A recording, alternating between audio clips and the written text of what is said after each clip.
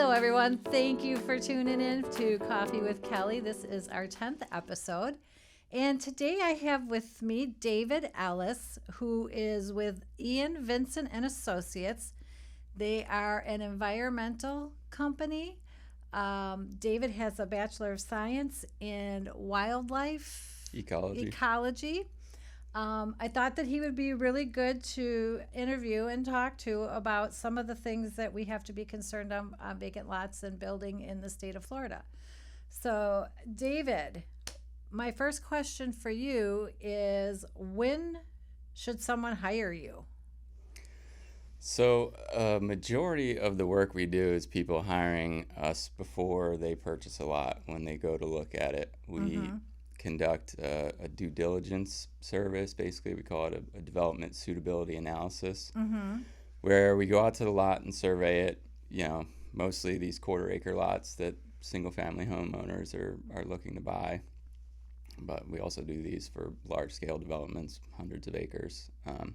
So essentially, we're going out there, we're mapping all the habitats on the property to create a map of it, and that way you can know whether there's protected habitats on there, like wetlands.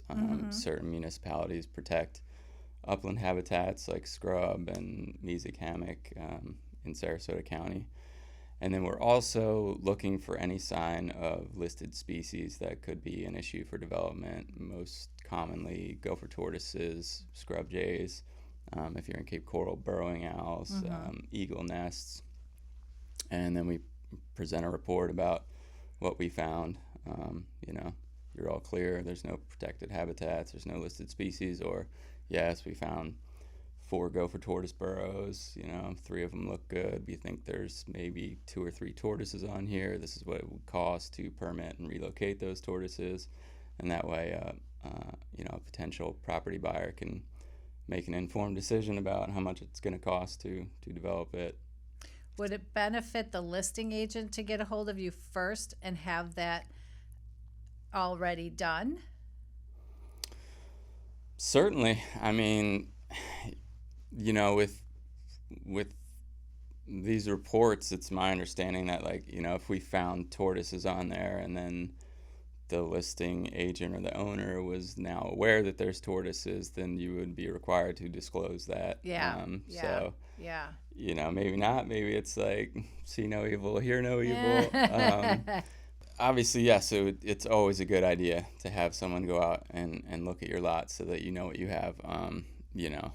There's a lot of out-of-state people that have no idea of these things, and it's heartbreaking sometimes when these people get sold swampland in Florida. We deal with it all the time where people say, oh, I got this beautiful, I got 3 acres out in Punta Gorda, and then we look at it on an aerial map and we're like, yeah, you bought 2.8 acres of wetland with maybe a little tiny bit of upland, and that doesn't mean you can't develop it, but it would cost you so much money. You're going to have to fill that in. It would cost you way more than the lot is worth. Right. So, yes, it's a good idea to go out there and have somebody look at it. So now I want to ask you about scrub jays. That is a topic that I've talked to one person and they think it's one thing. I've talked to another person, they're like, oh, no, you can, one person thinks you can't build on it. They have to relocate the scrub jays. You pay a fee for it. And she's like, and how do you know that scrub jay is not flying back into that area? And then someone else said, no, you can build on the lot, but you can't build during their nesting season. So yes. What is it? So there's always a lot of misinformation, with a lot of the stuff that we do. The answer to scrub jay permitting is a little complicated. So you have local, state, and federal government that regulates what you do, and local municipalities can have their own rules, county by county or city by city, and then the state has their own rules, and the federal government. Now, with listed species, we have the Florida Fish and Wildlife Conservation Commission, which has their own list of, threatened and endangered species that they protect. The gopher tortoise being on that list. Now, that the tortoise is not protected under the federal Endangered Species Act, other than a small population in Alabama. The Florida scrub jay is a federally listed species, so it's on the Federal Endangered Species Act. Okay. And that means it's regulated by the U.S. Fish and Wildlife Service. Okay. So you have to deal with them. And it's a lot of government. So yes. So so say you've got local government that says, okay, you have to do X, Y, Z, but the state says, no, you can do this, this, this, and then the federal, who trumps who?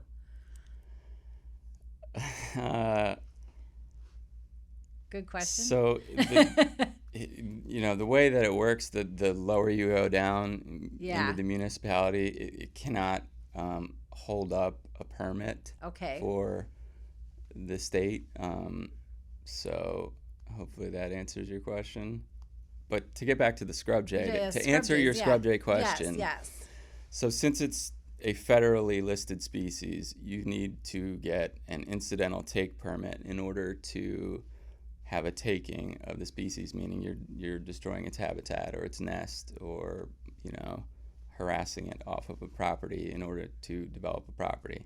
One of the big misconceptions I think people have a lot of times when we're going to dig tortoises, people say there's tortoises on that property, you can't build there. Right.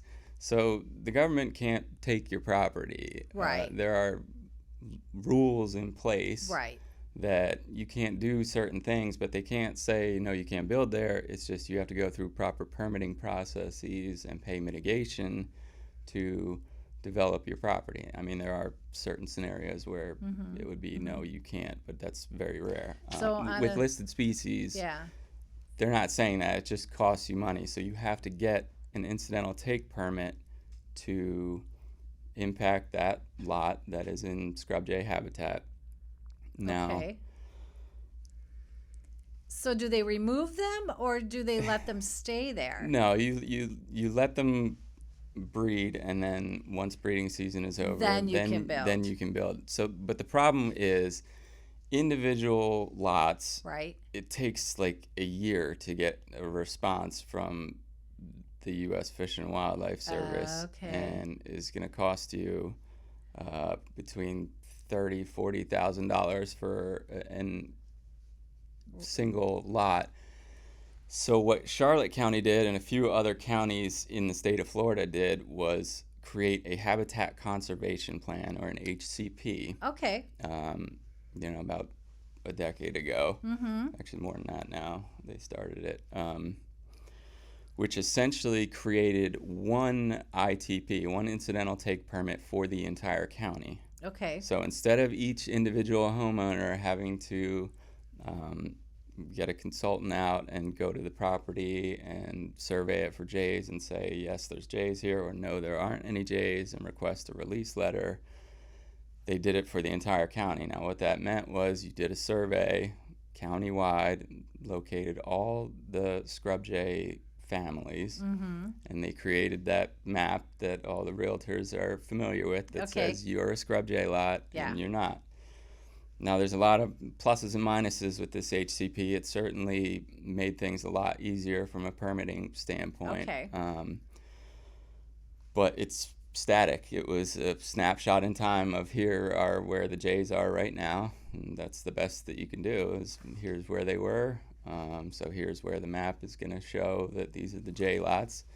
Now, obviously, there are jays that are not on jay lots right now. They're, in those areas. Because they're going to move. They're going to move. So basically what that HCP did was say, here is the amount of space that those jay families are taking up in the county. Okay.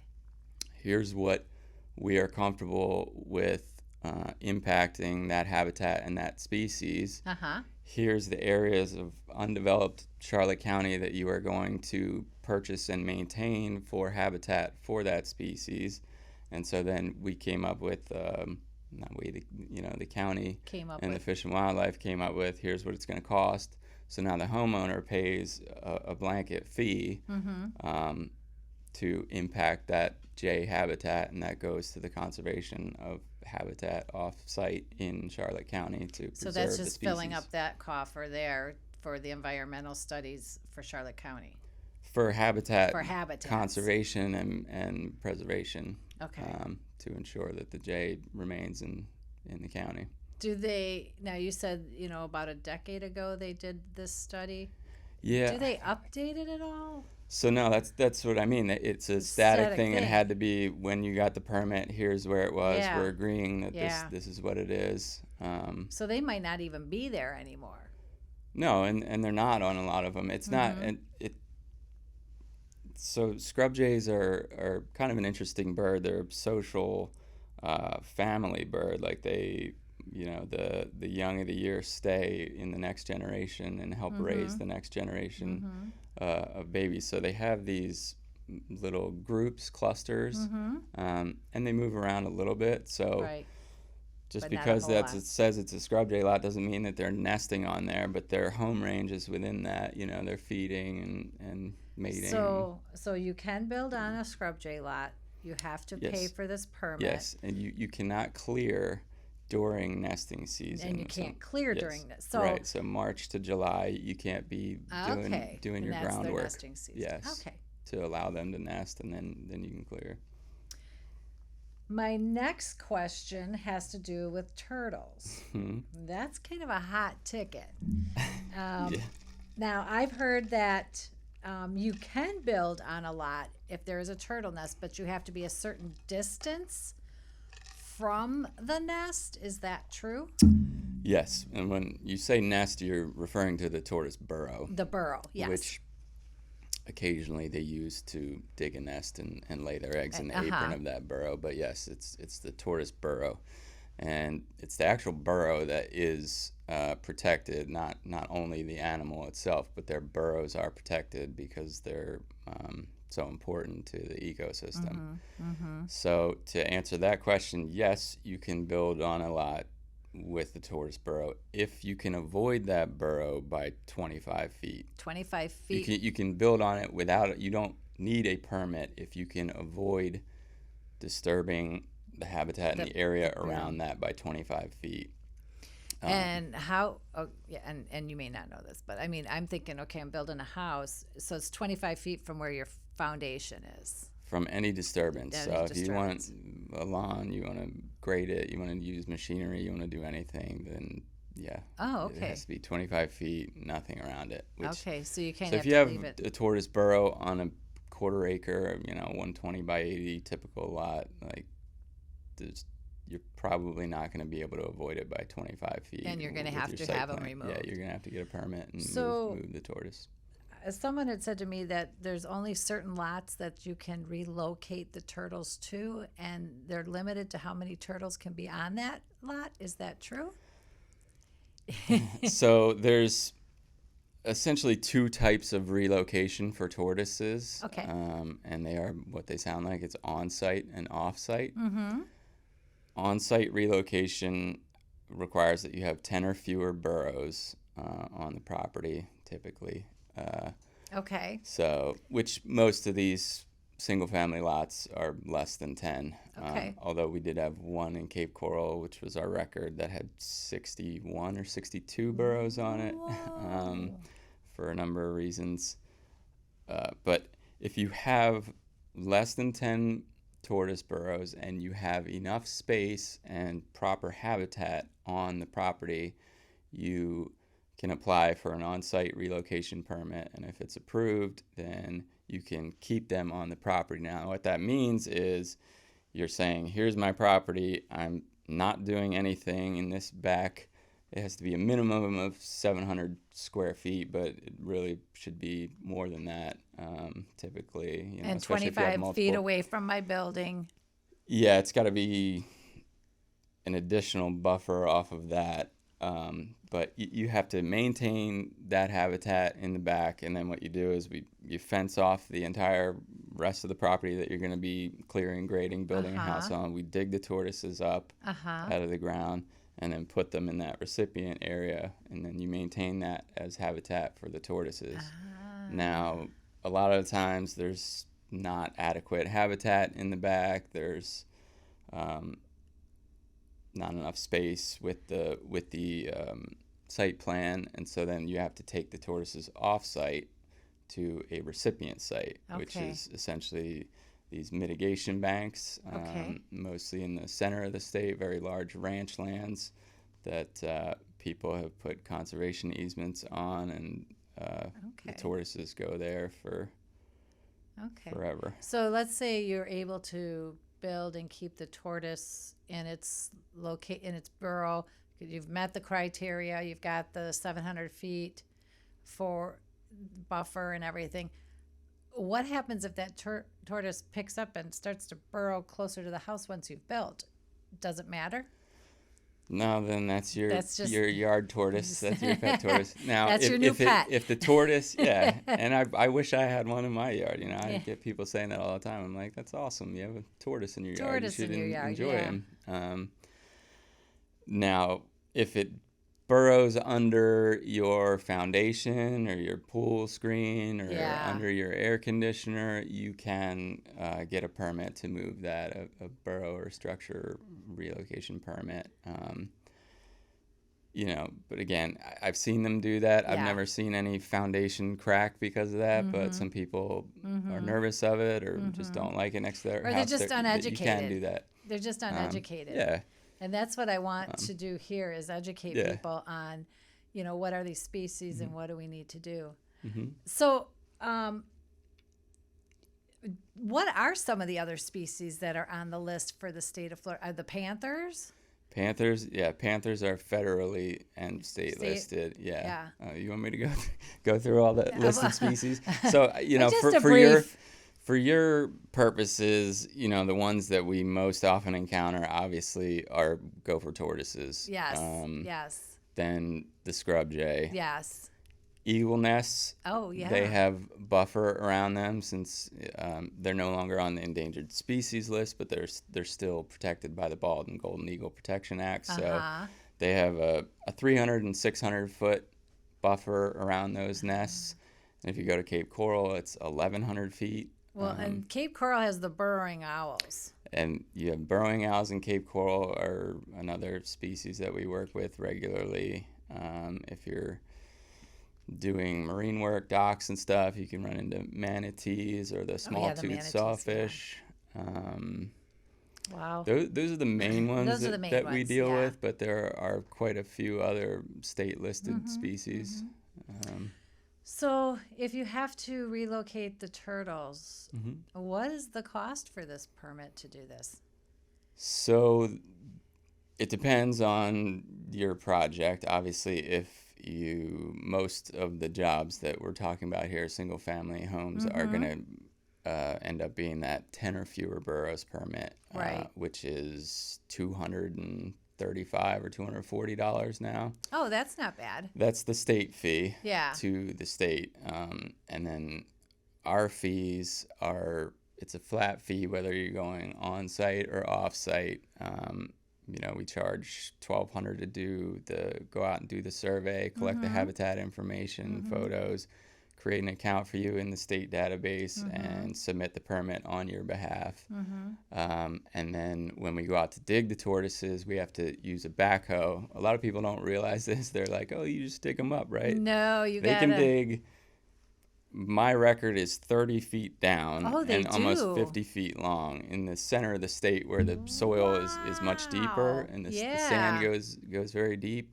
Here in Southwest Florida, the water table is higher. Usually when they hit water, they stop, or rocks.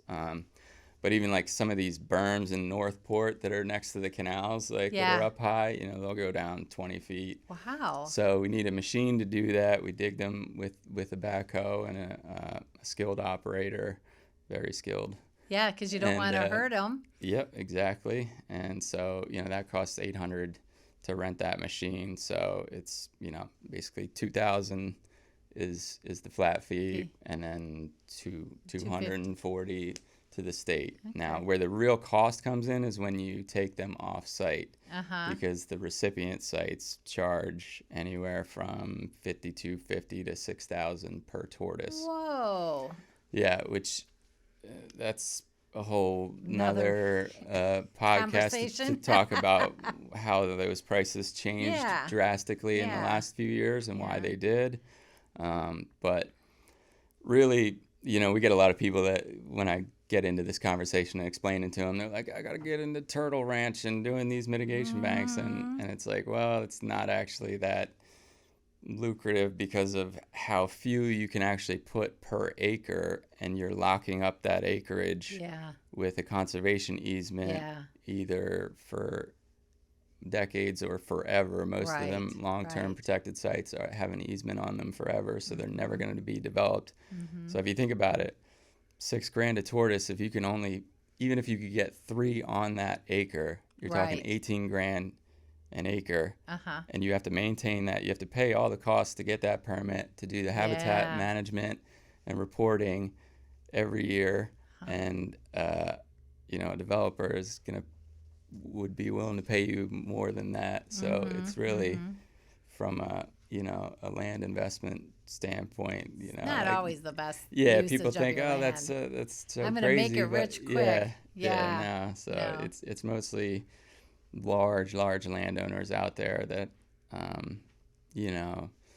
have other sources of income and kind of want to keep parts of their land in conservation forever. And Well, while we're sitting here talking too, I'm thinking of these tortoises, and I live out in Deep Creek, and I wonder if there's any, because we have green spaces that are out there, mandatory green spaces, and I just kind of wonder if any turtles are burrowing under there, or if you could. There was a house being built out there, and Deep I thought Creek, there yeah, was there's no tortoises out No. in Deep Creek. no. I'm kidding. Yeah, I There's say there there's is tons of because them, I've yeah. seen them. Yeah. There was a house being built on the corner, and there was some kind of a sign about a tortoise being there. And I was thinking, well, with what you're saying, maybe they could just move the turtle down into that green space, but that may not even be far enough away. But anyway, So now, yeah, you can't move a tortoise off onto the neighboring. We get people saying that a lot. Why can't I just put it on the vacant lot? Well, then Yeah. you're putting it on your neighbor's somebody else, property. yeah. So that's Yeah. why you have to devote that piece of your own property as habitat for them. Well, David, thank you so much for coming on here. You've answered some of my questions, some of the confusion about the scrub jays especially, and the turtles. And well, thank you for coming on. Yeah, thanks for having me. Oh, you're very welcome. So everybody, see you next time. I hope this is good information for you.